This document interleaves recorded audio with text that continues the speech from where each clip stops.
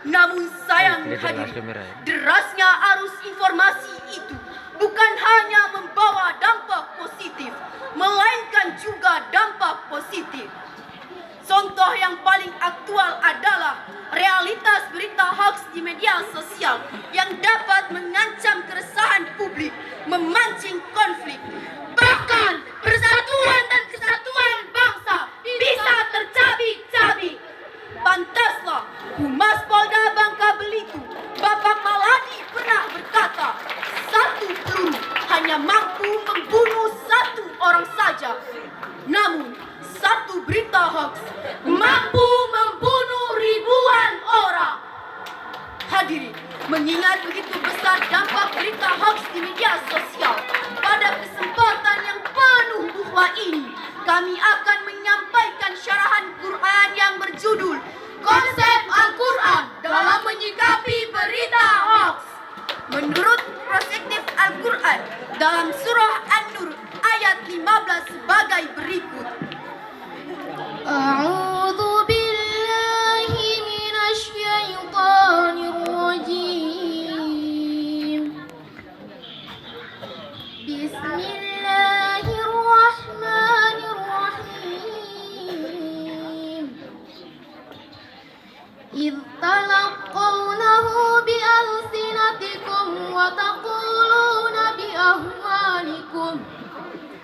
بأهوالكم ما ليس لكم به علم وتحسبونه هينا وهو عند الله عظيم.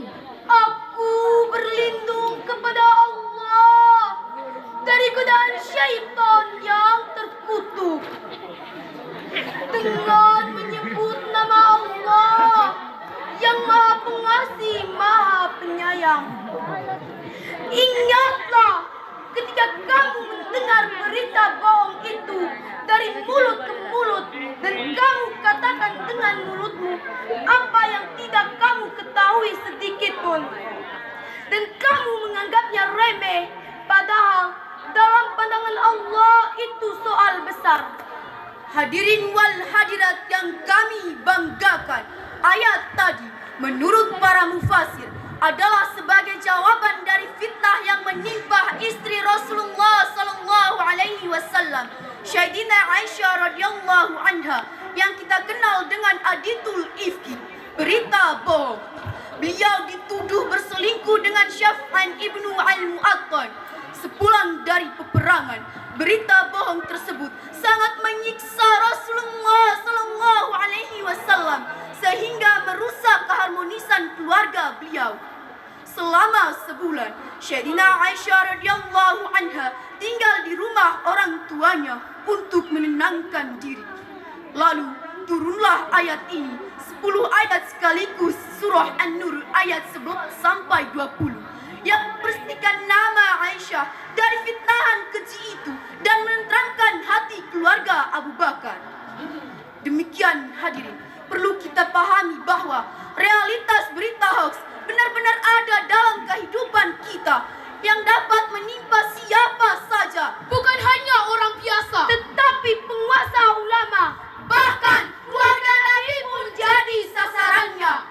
Karena itulah Allah Subhanahu wa taala memberikan teguran keras sebagaimana yang telah dijelaskan Profesor Dr. Quraisy Shihab dalam tafsir Al-Misbah volume 9 halaman 303, bahwa penyebaran berita palsu itu bukanlah hal sepele, melainkan wahwa indallahil azim, dalam pandangan Allah adalah masalah yang besar dan berat siksaannya.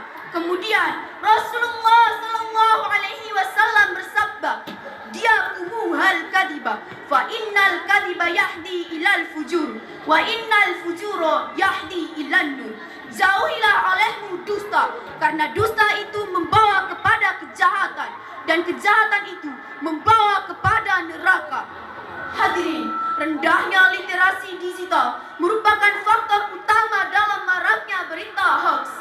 Apalagi di tahun politik ini, ujaran kebencian, narasi provokatif, dan pembunuhan karakter terhadap seseorang begitu mudah dilakukan lakukan.